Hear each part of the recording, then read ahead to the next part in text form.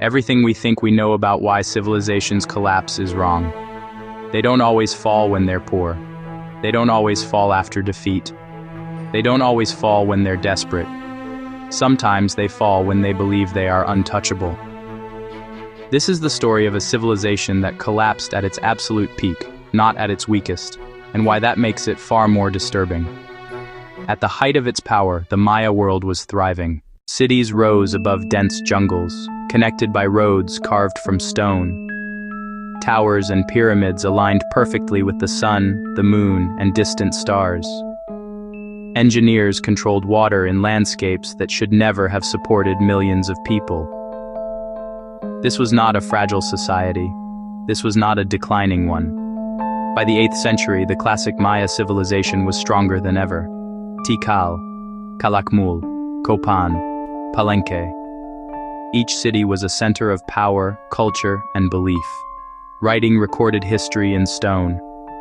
Trade networks moved jade, obsidian, cacao, and ideas across vast distances.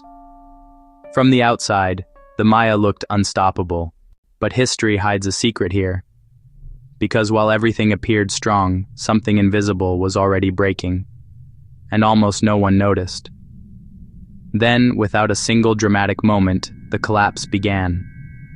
Monuments stopped being carved, dates vanished from inscriptions, royal names disappeared from history. Cities that had been occupied for centuries were quietly abandoned. No massive invasion, no burned capitals, no final battle. Just silence. Imagine living in a city that had always existed, where rituals marked time, where kings promised order and prosperity. Then imagine those rituals stopping, the king no longer appearing. What would you do? Archaeologists still struggle with one haunting question. How does a civilization collapse when it is at its peak? For decades, one explanation dominated: drought.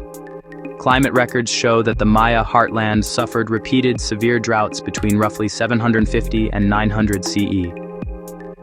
Rainfall dropped, reservoirs emptied, crops failed. But here's the unsettling part. The Maya had survived droughts before. They had water reservoirs. They had advanced farming systems. They had centuries of experience managing harsh environments. So why did this drought succeed where others failed? Because the Maya didn't collapse from drought alone.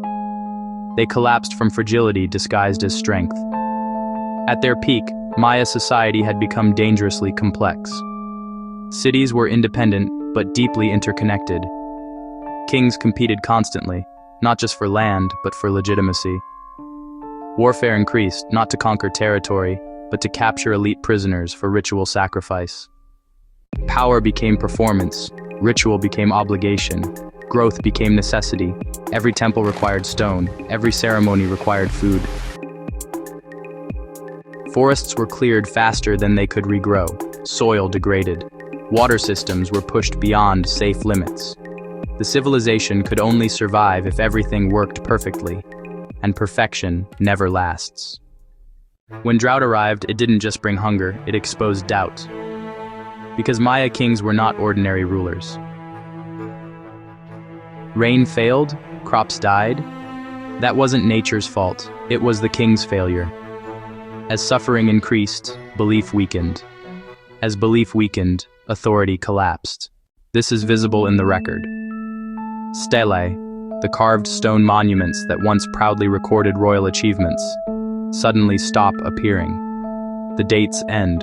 The voices go silent.